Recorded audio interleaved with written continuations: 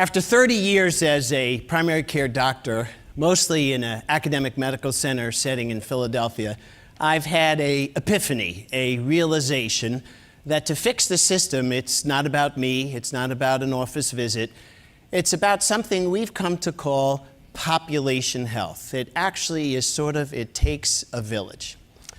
Second, the public health community, wonderful group, they track improvements in health, but they don't actually deliver services. Providers like me, we deliver health care services, but we don't do it in a population health setting or in a population health basis. Finally, as was mentioned, I have the privilege of being part of the Humana family, working with them in the last 8 years on something they have come to call the bold goal. And this bold goal means that in every major market, we're going to try to improve the health of the population 20%, a measurable 20% by 2020. So these three things, my realization about population health, the fact that the public health community isn't really participating in this process, and the amazing work of the bold goal is what I'd like to talk to you about this morning.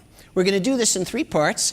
First, a little bit of review. How do we get in this jam, and what are the tools and measures that might get us out of it? Where we're going with the bold goal in three different marketplaces, and then I'm going to issue a challenge to everybody in this audience. So this is a pretty sophisticated group. You're all healthcare experts in one way or another, and you've all been patients or will be. So you know that we're spending an awful lot on healthcare in our country. 18% of the GDP, $3 trillion a year. If the healthcare industry seceded from the union, unlikely event, it would be the fifth largest GDP in the world. We're doing this at an increasing rate, nearly 5.5%, 6% per year. By 2020, everybody in this room, including your children, spouses, each of us will be spending $12,500 a year on healthcare. Well, what does that get us? Well, regrettably, colleagues, we're number 17 in the world by any available research reproducible measure with regard to the quality of our life and the value for this $3 trillion investment. This is an untenable situation. With regard to our elders, and in our context here today, everybody over 65, a very large and diverse group, what do we know? Well, with regard to the elder population, nearly 10% of them live at the poverty level nationwide. Nearly a quarter suffer from some kind of behavioral health disorder, depression, loneliness. We'll come back to that. Pretty amazingly, with regard to the Humana Medicare Advantage population, nearly a third have a chronic illness like diabetes, socially connected to obesity, lack of physical exercise, poor nutrition, an incredibly complex problem. The good news is we have an evolving tool that helps us to actually measure that 20% by 2020, and it's free, and it's been around for 20 years.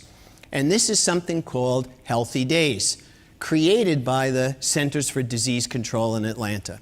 This amazing 4-question tool, which has been reproduced and is research viable, says that we can measure the quality of our life with these 4 questions. 2 are focused on our physical well-being, 2 are focused on our mental health well-being. And this amazing tool enables us to answer the question, are we really improving health in a particular population? Change it. We need to ask the question, what makes us healthy? Is it going to the doctor? Well, as it turns out, most of what makes us healthy is our own behavior. I won't ask you what you had for breakfast at the buffet this morning, but most of it is individual behavior. 20% is our environment, that zip code again, very important. 20% is, if you're lucky enough to choose your parents wisely, that's important. And the rest is access to care. So once again, to tackle getting a 20% improvement by 2020, it turns out it's not about the delivery of services, it's all about these other social issues, healthy behavior, where we live, and all the rest. So, Instead of focusing on clinical problems like blood pressure and coronary disease, to really achieve the bold goal, 20% by 2020, I'm going to focus with you this morning on 3 non-clinical, what we call social determinant issues. And these issues will tackle depression, loneliness and isolation, and will end with something really serious, food insecurity.